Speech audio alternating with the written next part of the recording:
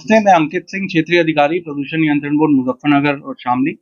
अ, मैंने एक press conference बुलाई है, एक छोटी-सी आप सभी को ये अवगत कराने के लिए कि जो हमारा जो क्षेत्रीय कार्यालय है प्रदूषण नियंत्रण बोर्ड का, मुजफ्फरनगर का, इसमें वर्तमान में गंगा नदी, हिंडन नदी और काली नदी पे जो जो कार्य हमारे द्वारा किए गए हैं, उद्योगों पे जो कार्रवाई की गई है, किस तरह से हमने प्रयास किया है हिंडन नदी और काली नदी में जो उद्योग हैं उनसे प्रदूषित प्रवाह ना निकले, जो नदी है उसकी शुद्धता बनी रहे। गंगा नदी में ऐसे क्या प्रयास किए गए हैं जिससे कि जो समय समय पे कभी कभार ये सूचना मिलती थी कि वहाँ पे ऑक्सीजन कम हो गई है शुक्रताल घाट पे, उस पे हमने क्या कार्रवाई की।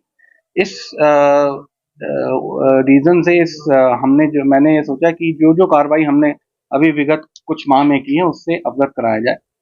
तो सबसे पहले तो मैं ये जानकारी देना चाहता हूँ कि वर्तमान में प्रदूषण नियंत्रण बोर्ड जो state UP pollution control board है उसके साथ केंद्रीय प्रदूषण नियंत्रण बोर्ड बहुत ही विगरस तरीके से जनपद मुजफ्फरनगर के सभी उद्योगों का निरीक्षण कर रहा है। पिछले 2 महीने में लगभग हमारे स्टेट पोल्यूशन कंट्रोल बोर्ड के विभिन्न डिस्ट्रिक्ट जनपदों से, गाजियाबाद से, बिजनौर से, सहारनपुर से, मेरठ से लगभग 18 टीम संयुक्त रूप से गठित की गई थी लखनऊ द्वारा। केंद्रीय प्रदूषण नियंत्रण बोर्ड ने अपनी लगभग 8 से 9 टीम्स बनाकर यहाँ पे डिप्यूट की थी, जिनका ये मेन उद्देश्य था कि उनके द्वारा सभी उद्योगों का जो उद्योग जनपद मुजफ्फरनगर में जल प्रदूषणकारी उद्योग हैं उनका निरीक्षण किया जाएगा। जितने नाले हैं, जो नाले हिंडन नदी में और काली नदी में गिरते हैं, उन सभी नालों का निरीक्षण करके उनके सैंपल लिए जाएंगे। उन सारे सैंपल्स को केंद्रीय प्रदूषण नियंत्रण बोर्ड की दिल्ली की लेबोरेटरी में एनालिसिस किया जाएगा और हमारे स्टेट बोर्ड की जो लखनऊ में सेंट्रल लेबोरेटरी है उसमें एनालिसिस किया जाएगा। सभी सैंपल्स को उन्हीं टीम द्वारा सील किया गया, अपने लेबोरेटरी में ले गए सारे इंडस्ट्रीज के इंस्पेक्शंस करने के बाद, और एक मोटा तौर पे एक ड्राफ्ट रिपोर्ट तैयार की गई। जो मैं आपको नतीजे बताऊं उसके क्रम में बताना चाहूंगा कि लगभग हमारे यहाँ 50 से ऊपर अराउंड 57 ऐसी इंडस्ट्रीज हैं जो वाटर पोल्यूटिंग है, जिसमें से मेजर हमारी पल्प पेपर इंडस्ट्री है, शुगर है, डिस्टिलरी है। लगभग जितने इंस्पेक्शन हुए उसमें से लगभग 30 के करीब ऐसी इंडस्ट्रीज थी जिसमें से 17-18 पल्प एंड पेपर हैं, शुगर भी है, डिस्टिलरी है, जिसकी सूची मैं आप लोगों को अलग से उपलब्ध करवा दूंगा, जिनमें इंस्पेक्शन के दौरान कमियां पाई गई। जो कमियां पाई गई थी उसके क्रम में जो रिपोर्ट आई है उसके क्रम में मैंने यहाँ से सभी 30-31 वृहद जल प्रदूषणकारी उद्योगों के खिलाफ पर्यावरणीय क्षतिपूर्ति, एनवायरमेंटल कंपनसेशन और धारा 33 के अंतर्गत जल प्रदूषण नियम अधिनियम के अंतर्गत कारण बताओ नोटिस की संस्तुति बोर्ड मुख्यालय प्रेषित कर दी है। इन सभी उद्योगों के विरुद्ध जुर्माना भी लगाया जाएगा, कारण बताओ नोटिस तो जारी किया ही जाएगा। साथ में जब इनका फिर से इंस्पेक्शन होगा, अगर उसके बाद भी इनके द्वारा या तो जुर्माना नहीं जमा किया जाता है या फिर से यही स्थिति देखी जाती है जो अभी तक देखी गई है, तो उनको बंद भी कराया जाएगा। तो मैं ये बताना चाहता हूं कि लगातार जो कार्रवाई है उद्योगों पे, जो जल प्रदूषणकारी उद्योग हैं, उन पे कंटिन्यूसली हो रही है। स्टेट के तरफ से ही नहीं, इवन सेंटर की तरफ से बहुत ज्यादा। अच्छा, एक और इसमें एक चीज मैं आपको बताऊं कि जो नाले हमारे यहाँ जा रहे हैं, जिसमें मुख्य धंडेड़ा नाला है, सेंट्रल पोल्यूशन कंट्रोल बोर्ड और स्टेट बोर्ड ने कंबाइन करके एक पूरा मैप बनाया है।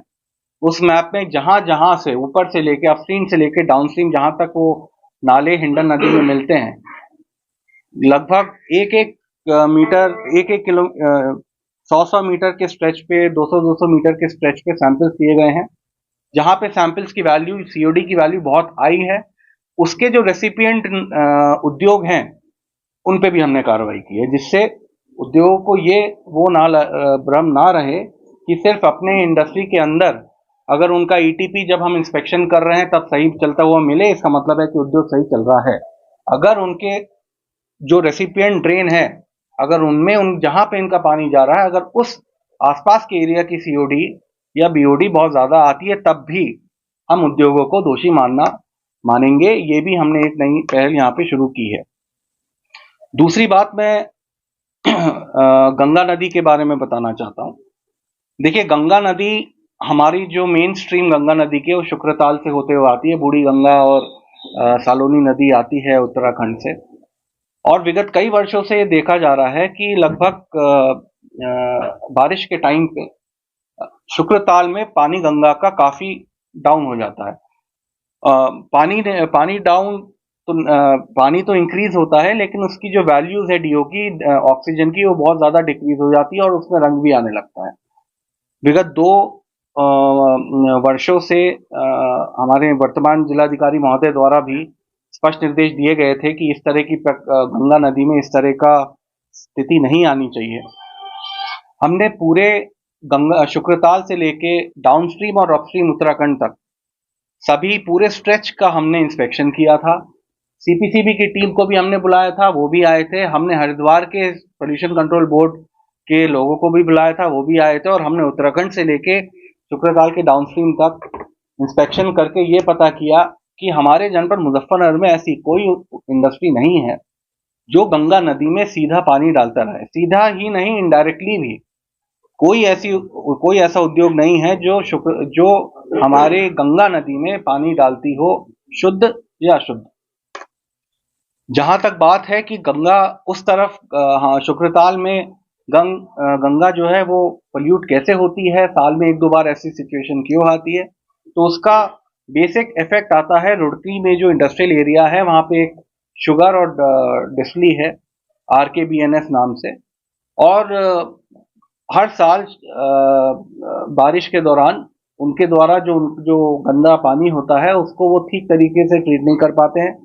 एक्सेसिव रेन की वजह से वो मजबूर होकर रात में चुपचाप पानी को नीचे कर देते हैं। पिछले साल जब ये हुआ था, जिलाधिकारी महोदय द्वारा स्पष्ट निर्देश दिए गए थे, जिसके क्रम में मैंने उन दोनों उद्योगों के संबंधित व्यक्तियों के खिलाफ FIR, डायरेक्टरों के खिलाफ FIR की गई थी, और उनकी कॉपियां मैं आप लोगों को उपलब्ध करवा दूंगा। साथ ही में DM सर ने यहाँ से DM रुड़की हरिद्वार को भी लेटर लिखा था और स्टेट गवर्नमेंट को भी लेटर लिखा था। ये सब कार्रवाई करने के बाद इनफैक्ट सेंट्रल पोल्यूशन कंट्रोल की टीम आई, उन्होंने ये चेक किया कि समस्या कहाँ पे है, और उनके द्वारा क्लियर रिपोर्ट दी गई है, जो कि उन्होंने NGT माननीय न्यायालय में सबमिट की है। हमारे साथ एक ज्वाइंट रिपोर्ट हुई है जिसमें उन्होंने स्पष्ट कहा है कि जो समस्या है वो जो शुगर और डिस्टिलरी उत्तराखंड स्टेट में है उनसे है। हमारे यहाँ ऐसी कोई इंडस्ट्री नहीं है जो कि गंगा नदी को अशुद्ध कर सके।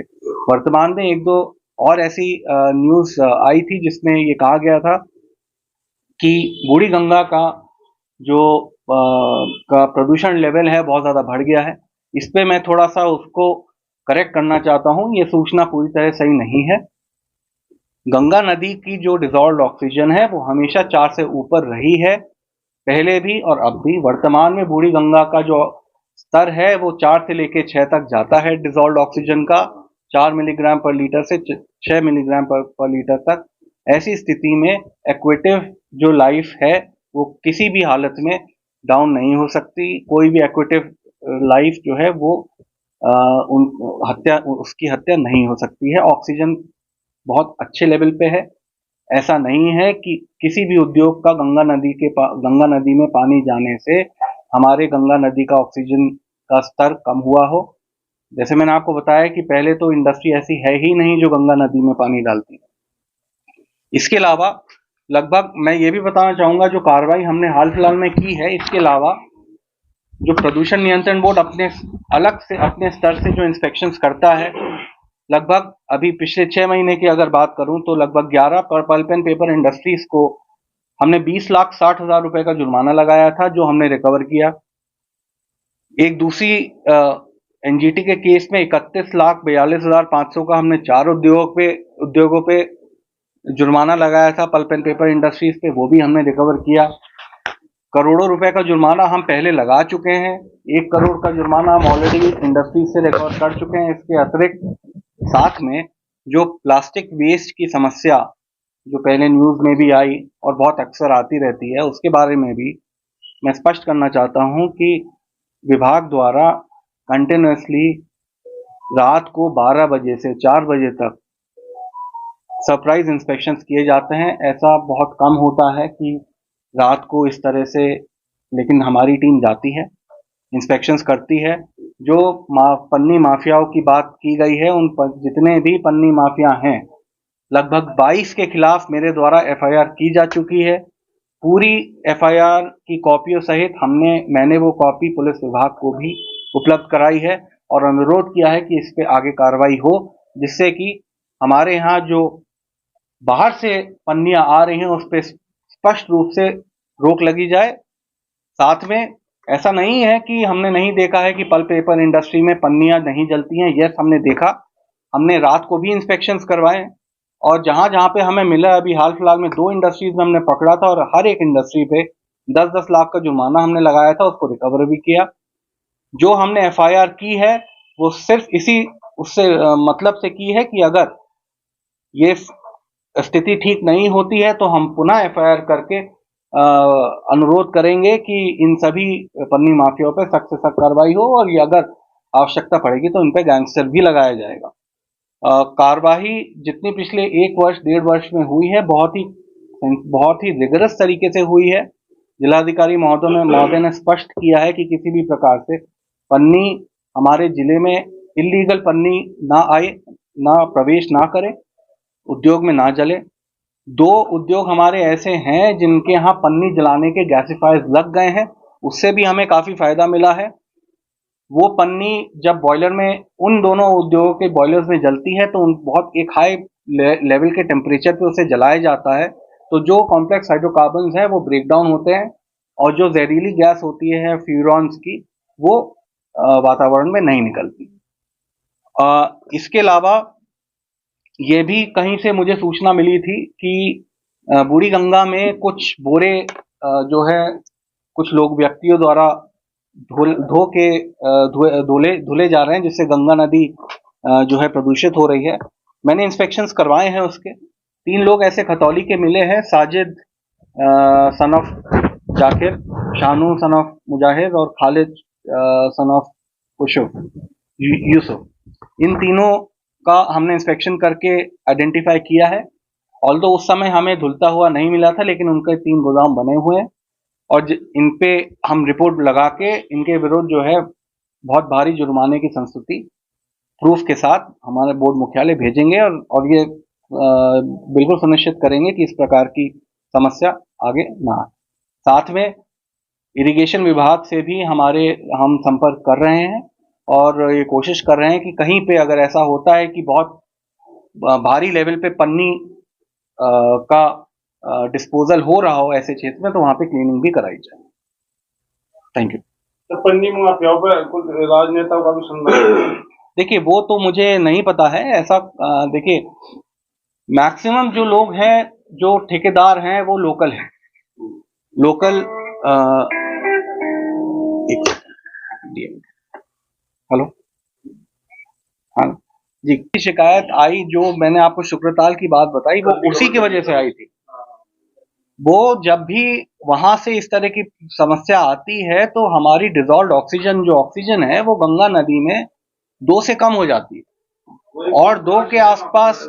हाँ, लेकिन देखिए, हमने माननीय न्यायालय में अपनी पूरी रिपोर्ट सबमिट कर दी है, स्पष्ट रूप से ज्वाइंट हुआ है, उसमें उत्तराखंड के ऑफिसर्स भी थे और ज्वाइंट रिपोर्ट ही गई है जिसमें स्पष्ट किया गया है कि स्थिति जो वहां पे शुगर और डिस्टिलरी की है वो ठीक नहीं है और उसको सख्त और उन पे कार्रवाई की भी संस्तुति सीपीसीबी ने की है। तो जब अब वर्तमान में वो चीज माननीय न्यायालय में है तो उसका क्लियर आदेश और कार्रवाई उनके माध्यम से होगी। वायु प्रदूषण की बात करें तो ज्यादातर टायर से तेल निकालने की फैक्ट्री जी जिले में है, रात के अंधेरे में चलती है, दिन में बंद हो जाती है। जी ऐसी सूचना है, बिल्कुल मैं इस चीज को मना नहीं करूंगा। हमारे इंस्पेक्शंस चल रहे हैं, लेकिन मैं आपको आश्वासन देता हूं कि जो रात को इंस्पेक्शंस, ये मैंने देखा है कि कई इंडस्ट्रीज रात में इसलिए चलाते हैं जैसे वो चुपचाप प्रदूषण कर सके। इस पे मेरी टीम लगी हुई है, मैंने उन टीम को डिप्यूट किया है। आई एश्योर यू कि एक हफ्ते के अंदर जो जो नेगेटिव या इलीगल तरीके से टायर प्लांट चल रहे हैं उन पे मैं बंदी की कार्रवाई सुनिश्चित करूंगा। एक हो रहा था हम टायरों से कार्बन निकलते हो भट्टे ज्यादा तादाद में सप्लाई होती देखिए भट्टों पे इंस्पेक्शंस चल रहे हैं, ऐसा नहीं है कि हमने नहीं पाया है। हमने कुछ भट्टों पे इंस्पेक्शंस, जैसे जब से भट्टे शुरू हुए हैं, हमने कुछ जगहों पे कार्बन भी पाया है और उनके विरुद्ध हमने तत्काल ईसी के लिए और बंद करने की संस्तुति बोर्ड मुख्यालय भेज दी है। जैसे ही हमारे पास आदेश आएंगे हम तुरंत उनको बंद कर देंगे। इलीगल फ्यूल हम अपने जिले में नहीं चलने देंगे। है। भट्टों के लिए लीगल फ्यूल क्या है? बायोमास भट्टे यूज कर सकते हैं, उसके अलावा सब इलीगल।